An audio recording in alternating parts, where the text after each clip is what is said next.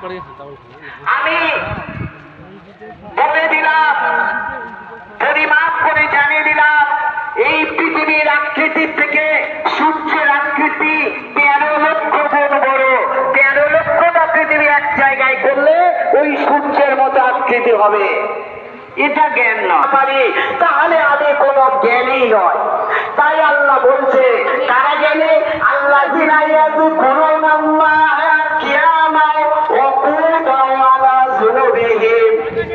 আল্লাহ বলছেন ওই ব্যক্তি হলো জ্ঞানী। স্থাপন করেছে চাঁদ, সূর্য, গ্রহ, নক্ষত্র দিয়ে এই পৃথিবীকে, আকাশকে সাজিয়েছে, এই পৃথিবীকে মাটি দিয়ে তৈরি করেছে। এই মাটি যদি শক্ত পাথরের মতো হতো এই পৃথিবীতে আমরা বসবাস করতে পারতাম না। এই পৃথিবী যদি পানির মতো তরল হতো এই পৃথিবীর অতল তলে আমরা ডুবে যেতাম। এই পৃথিবী আমাদের বসবাসের স্থান হতো না। আজ এই পৃথিবীকে আল্লাহ এমন ভাবে সৃষ্টি করেছে যা কল্পনার বাইরে। আজ আমি যদি একটা সমুদ্রে গাড়ি গাড়ি মাটি ফেলে দিই, ওই মাটি এই পৃথিবীর উপরে কত অত্যাচার করছে। বড় বড় ট্রাক নিয়ে, বড় বড় গাড়ি নিয়ে এই পৃথিবী চষে বেড়াচ্ছে, তবু এই পৃথিবীকে ধ্বংস করতে পারেনি। কিসের তুমি অহংকার করো?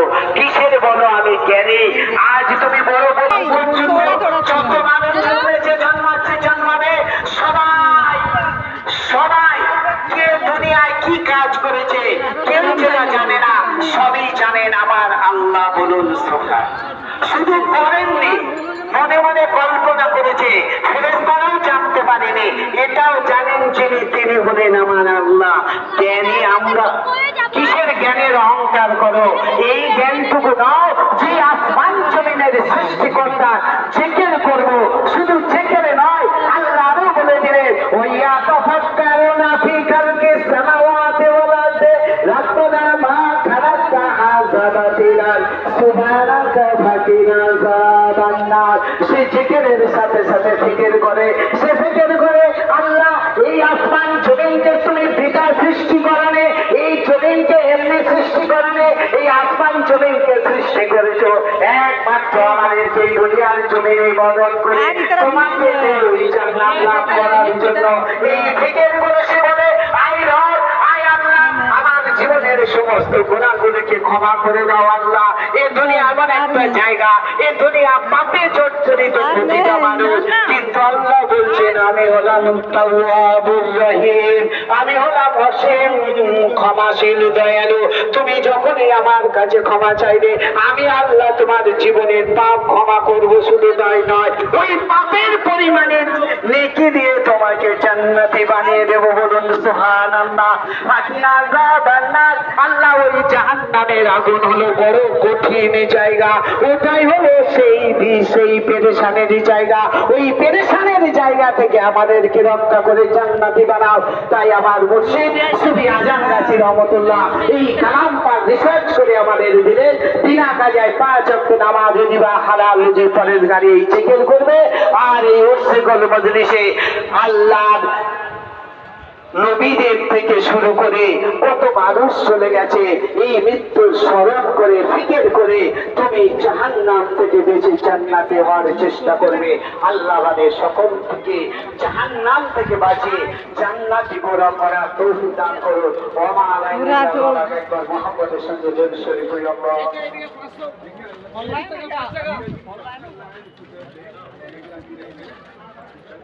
পাঁচ টাকা পেপসি, 5 টাকা, 5 টাকা।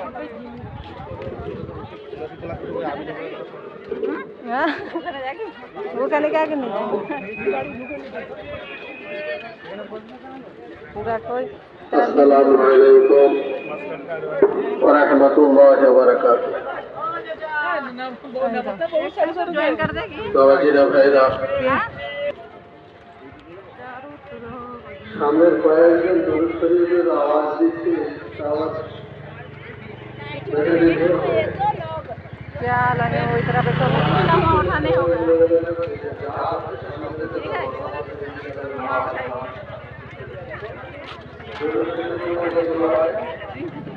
अरे यहाँ का वर्षा भला नहीं है ना, जीवन का वर्षा बहुत ही भला है। यहाँ का देख यही वर्षा यहाँ का हाँ पंखा लगे ढंग करने के लिए घर में पंखा लेगी ले ले वहाँ भी तो पंखा मिल रहा ये मुझे पूरा घर आ